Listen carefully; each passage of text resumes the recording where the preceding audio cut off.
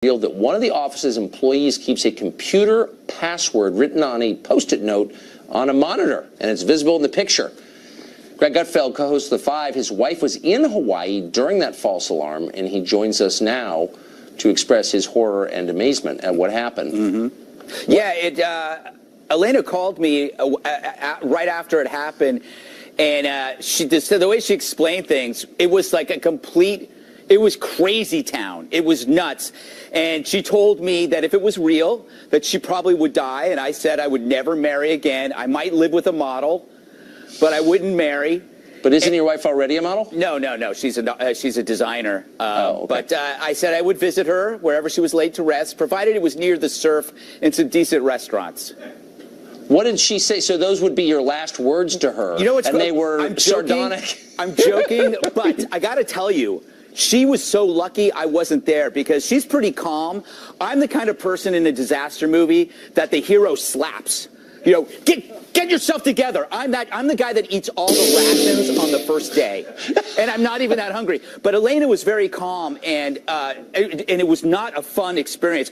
She watched mothers, you know, weeping over the phone about because they're not going to see their kids again, and she saw families dragging their children, crying. It was absolute chaos. But so this is a sincere question though.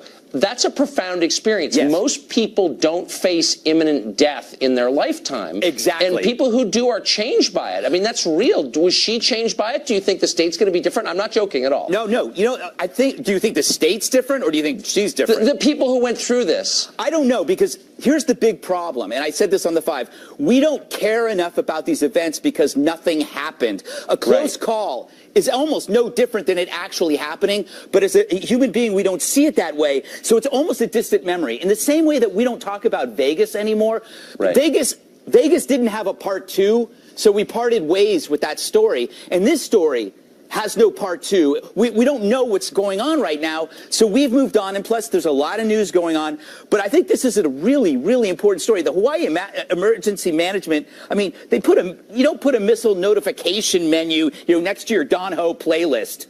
You know, this is serious business. You don't just reassign somebody. You got to look at the whole system, and as long as if we don't put pressure on this, it will go away and nothing will change. And they have to take this seriously.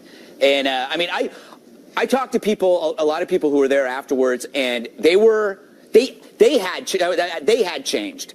Because when you have an event like that, you never forget that you thought your family was going to die. That's right. You'll never forget that. And there's upside in that, actually. It puts things in perspective. I'm not making light of this. Yeah. It's horrifying. And I'm glad I didn't go through it, but I think there's a blessing in there. Anyway, I'm glad I wasn't there. I would have embarrassed myself beyond belief. I don't know about that. I panic when I have gas. My wife would have left me if we had lived. Well, I'm sure she'll be greatly improved. Elena was pretty great already. Greg Gutfeld, thank you for that. Good to see you. Good to see you.